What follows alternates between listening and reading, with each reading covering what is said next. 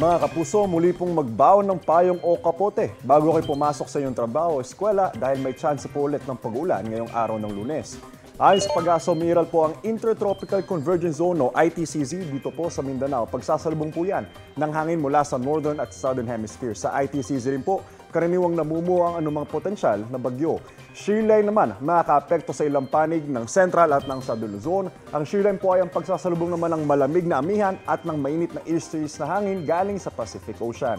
Patuloy namang umiiral ang amihan sa Northern Luzon habang mga local thunderstorm ang maaasahan muli sa ibang bahagi ng ating bansa. Base naman po sa rainfall forecast ng Metro Weather, asahan po ang ulan ngayong umaga sa ilang bahagi ng Northern, Central, Southern, maging na rin po sa Visayas at sa Mindanao. Pagsapit ng hapon mga kapuso, uuloy na rin ang ibang bahagi ng bansa kasama po dyan ang Metro Manila. Posible po ang heavy to intense rains sa maaaring magdulot ng baha o kaya naman ng landslide. Dahil po sa amihan, maalon po at delikado sa maliliit na sasakyang pandagat ang pumulaot sa mga dagat na sakop po ng Ilocos Provinces, Babuyan Islands, Batanes, Cagayan, Isabela, Aurora, La Union at dito po sa may bandang Pangasinan. Mga kapuso, sumikat na po ang haring araw bandang 6:10 a.m. at inaasahan lulubog po yan mamayang 5:27 p.m. Paalala po mga kapuso, stay safe and stay updated.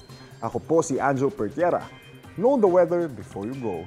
Para Mark Safe lagi, mga kapuso.